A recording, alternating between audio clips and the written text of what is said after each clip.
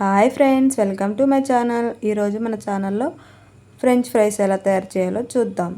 French ఫ్రైస్కి ముందుగా నేను 3 బంగాళదుంపలు అయితే తీసుకున్నాను.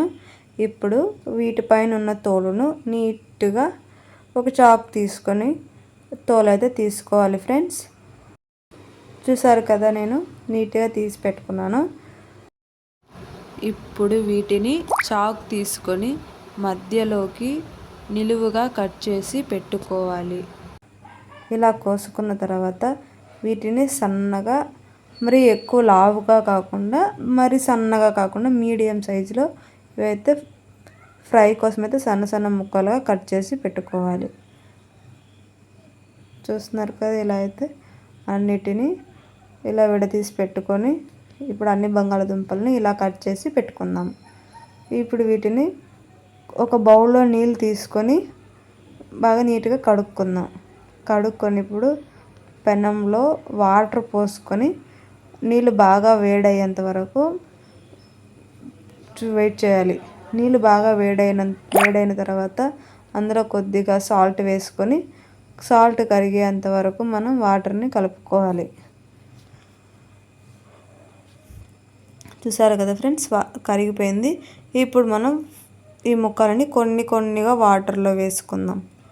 ఇలా కొన్నిగా వాటర్లో వేసుకున్న తర్వాత వీటిని ఇప్పుడు గరిటె తీసుకొని మెల్లిగా అలా పైన కలుపుకోవాలి ఫ్రెండ్స్. మరి ఎక్కువ కలుపుకున్నామంటే విరిగిపోతాయి. చూసారు కదా, ఇలా ఇది ఒక 40 to 50% ఉడకాలి ఫ్రెండ్స్. నేను వీడియోలో చూపిస్తున్నట్టుగా ఇలా మనం విరిచామంటే మధ్యలోకి విరిగిపోవాలి. ఇది ఇప్పుడు పర్ఫెక్ట్గా ఉడికిపోయినట్టు. ఇప్పుడు ఇవి మనం ఒక జాలి తీసుకొని జాలీతో కొన్నిగా తీసుకొని ఒక కాటన్ క్లాత్ తీసుకొని దానిపైన అయితే మనం వేసుకోవాలి ఫ్రెండ్స్. చూస్తున్నారు కదా, అన్ని ముక్కలని మనం ఇలా తీసి కాటన్ క్లాత్ పైన అయితే వేసుకుందాం.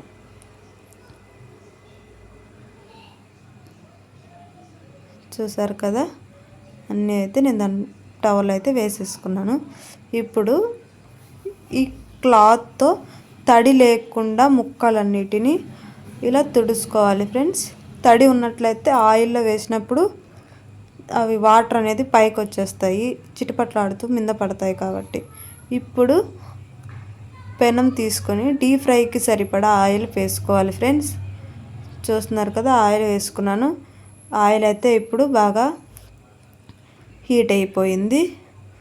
ఇప్పుడు వీటిలో ఒక్కొక్కటిగా కొన్నిగా అలా ఫ్రై కోసం అయితే వేసుకోవాలి ఫ్రెండ్స్.